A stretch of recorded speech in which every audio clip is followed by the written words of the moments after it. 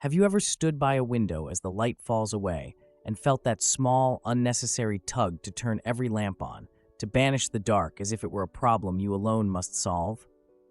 We treat night like an absence to be filled, rather than a different kind of presence to be learned.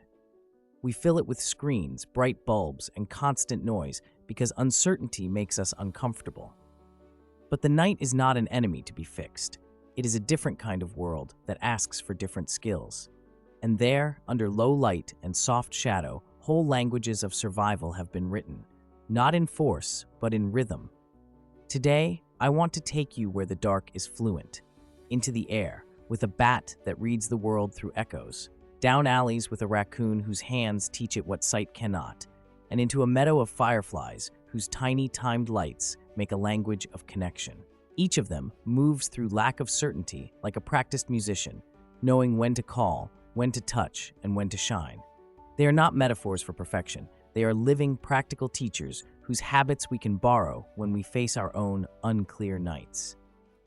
If you've ever had to make a decision without all the facts, face a conversation that terrifies you, or step into a life change that feels half-formed, these animals have something useful to offer. This is not a checklist of inspirational slogans. It is a set of practices that you can use the minute you step into an uncertain moment. Let's begin. Bats, the art of listening.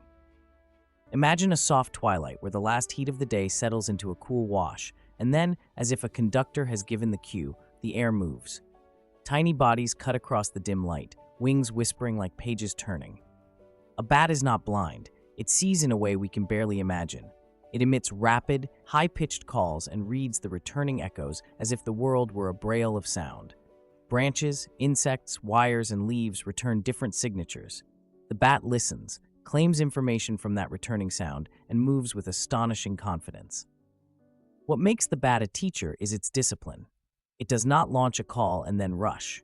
It sends a pulse, it waits, it refines. Over time, it has learned to weigh the tiniest shifts in echo.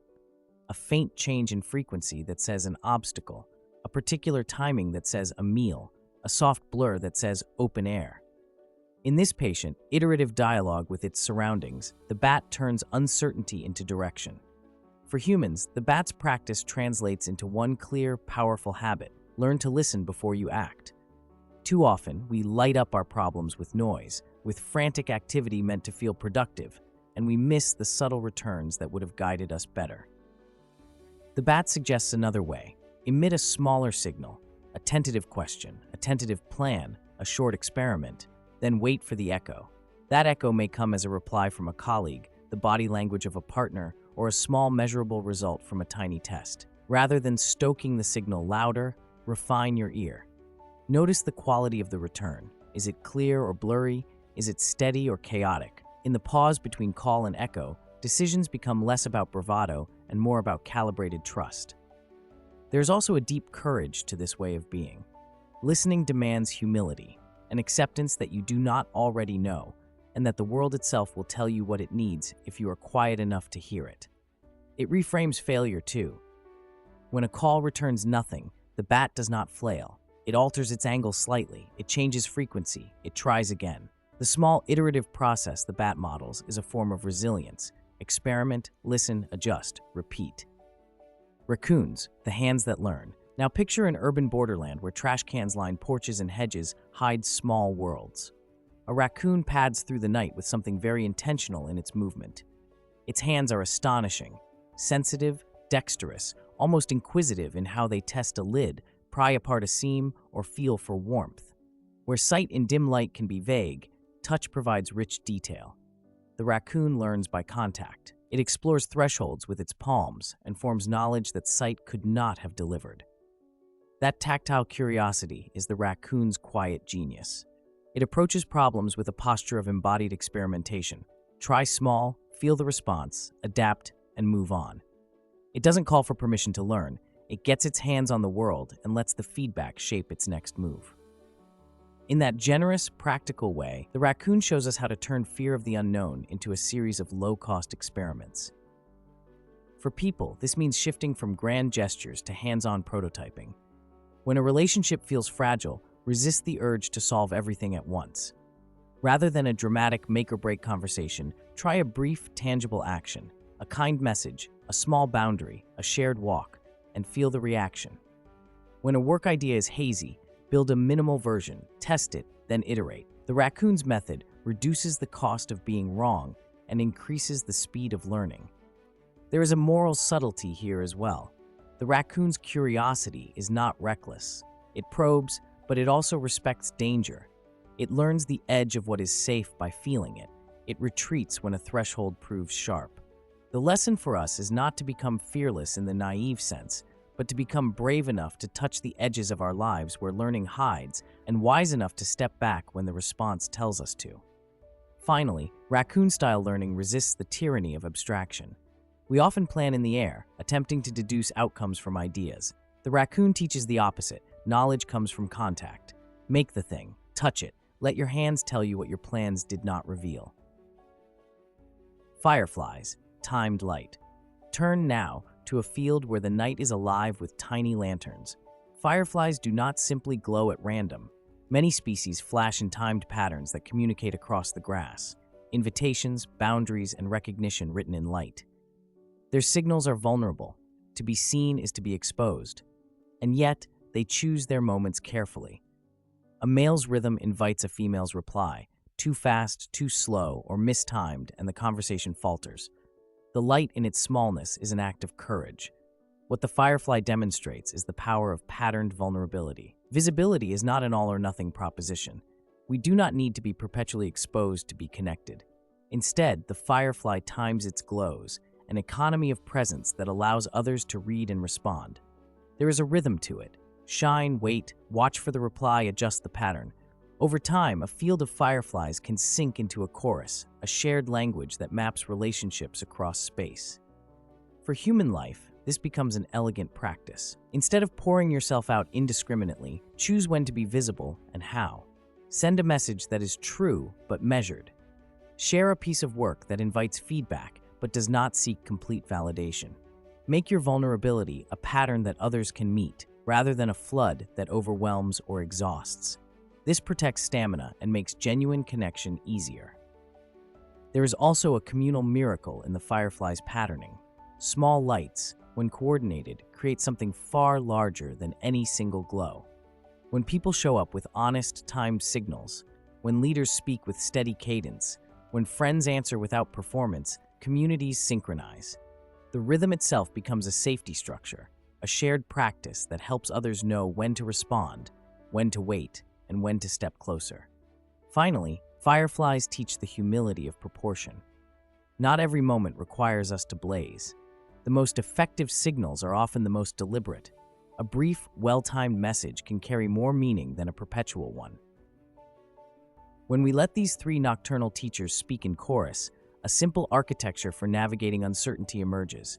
The bat tells us to listen deeply, to emit modest signals, and wait for the echo. The raccoon encourages touch, low-risk experiments, and learning through contact. The firefly reminds us to time our vulnerability, to signal in a way that others can reply to without panic. Taken together, these practices help us do three critical things: reduce the noise that confuses judgment, create feedback loops that reveal what actually works, and build patterned visibility that invites reciprocal response. That makes decision-making less a leap in the dark and more a series of calibrated steps. Steps that preserve dignity, invite others in, and keep energy for what matters most. This architecture is practical. You can use it the next time you face an unclear choice. Send a small signal and listen for the echo. Test the edge with a hands-on step. Make your vulnerability deliberate and measurable. Over time, these habits become a rhythm you can trust. Pause for a moment. Breathe. Let the notion of darkness be less a wall behind you and more a field around you. Think of one situation that currently feels ambiguous, a work decision, or a faltering friendship. Hold it gently in your mind. Now, imagine acting like the bat. What small question could you send now that would create an echo? Maybe a short text, maybe a low-stakes draft, maybe a single call. Picture waiting, listening, and receiving a small return that tells you whether to proceed or not. Imagine acting like the raccoon. What is one tiny, tactile experiment you could run that would teach you more?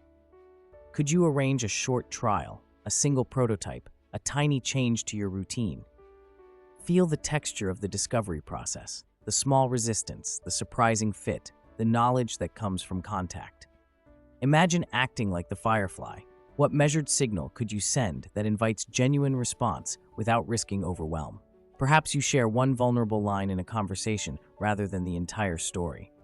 Perhaps you schedule a short, honest check-in rather than living in suspended tension. Let the answers surface slowly. There is no rush. These are practices, not performances. Choose one, make it small, and then track the echo. Notice how the world responds.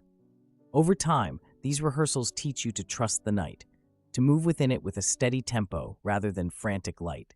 If you learn nothing else from these creatures, learn this. Darkness is not a failure of brightness. It is a context that changes which tools matter. Bats, raccoons, and fireflies do not live by larger eyes or louder alarms.